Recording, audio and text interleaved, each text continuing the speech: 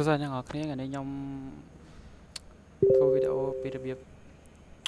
activate Office ហើយនិង Windows ដំបូងអត់ទេបើយើង Office យើងជាប់ license កន្លែងនេះយើងអាចប្រើបានអីណាអានេះខ្ញុំអត់មានទេខ្ញុំ activate ហើយហើយថាយើងបញ្ចប់កន្លែងនេះឬក៏ Windows យើងជាប់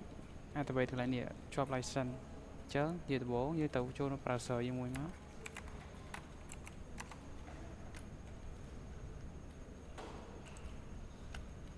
យើងវាយ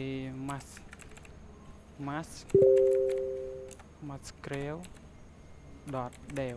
យើងវាយប៉ុណ្ណឹងមកចាំតែយ៉ាងនេះ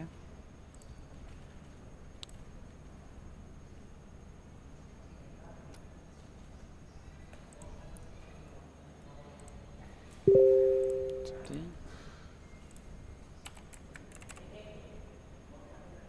masquerade.dev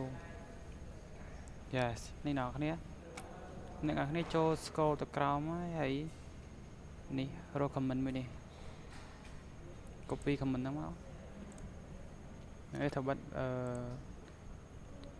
Windows Security Antivirus យើងសិនណាដើម្បី activate ឬក៏ពេលខ្លះយើងមិនបាច់បិទក៏បានដែរនឹងបើតាក់ទងនឹងយើង activate អត់បានចាំយើងបិទទៅនេះអ្នកនរគ្នា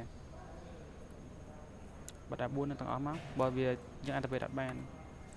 ឡូវយើងមក activate យើងចូល PowerShell Windows PowerShell យើងមក yes ហើយយើង pass comment យើងមកនេះហើយ enter មក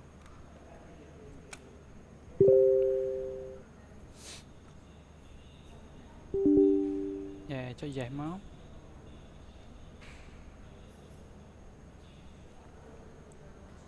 នេះអ្នកនរគ្នានេះយើងជ្រើសរើសបើតើយើងចង់ activate Windows យើងយកលេខ1បើយើង activate Office យើងយកលេខ2អានេះទូ Windows series Windows ប៉ុន្មានក៏ដោយ11 Pro 11 Enterprise ក៏បាន Office រហូតដល់ឆ្នាំ2024ក៏បានដែរ activate បានទាំងអស់ឥឡូវខ្ញុំថាជាទីហើយខ្ញុំយកOffice 2024ខ្ញុំចុចលេខឧទាហរណ៍ទៅវិញចុចលេខ2មក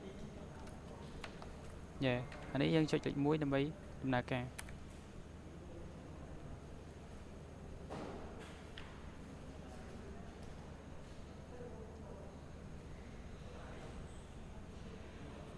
អ្នកនេះចាំផ្លេតទៅ